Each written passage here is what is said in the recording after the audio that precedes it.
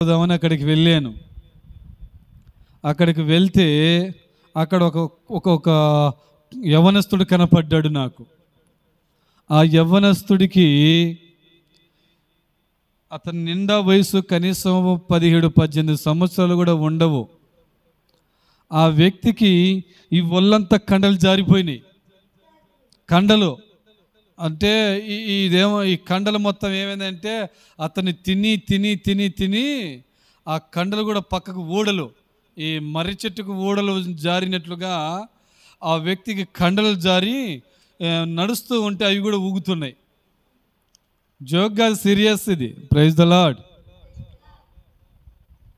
ఎందుకు అంటే అడ్డమైన తిండ్లని తింటే ఈ నాలుక అన్నిటికీ ఆశ కోరిక ఎక్కువ లాగుద్ది. ఈ నాలుక ఆశిస్తుంది.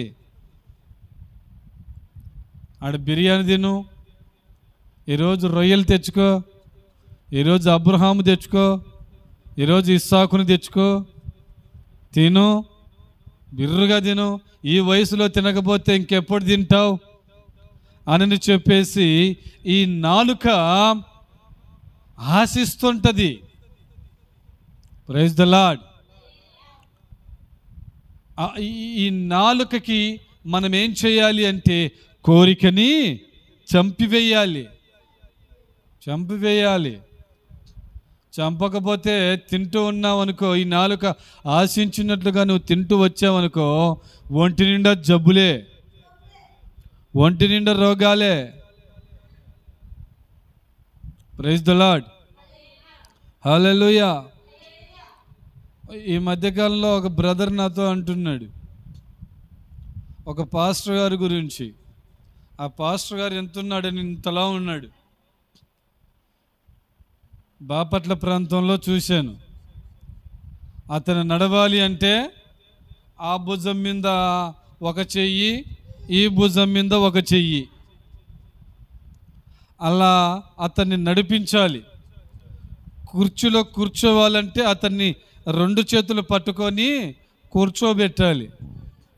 ఈ వ్యక్తి ఏం చేశాడంటే తిని తిని తిని నోటికి ఈ నాలుక ఆశించిందల్లా తినేశాడు. Praise the lord. అలా తినేయటం వలన ఈ వ్యక్తి ఇప్పుడు ఏమయ్యాడు, ఎంతలా ఉన్నాడంటే ఒక మర్రి చెట్టులా ఉన్నాడు. అంతలా ఊరిపోయాడు మనిషి. తనకు వయసు ఎంత అంటే నిండా 40 సంవత్సరాలు కూడా లేవు. చిన్న వయసే, నిండా 40 సంవత్సరాలు కూడా లేవు. కానీ నాలుక కోరిందల్లా ఆ నాలుకకు పెట్టేశాడు. Praise the lord.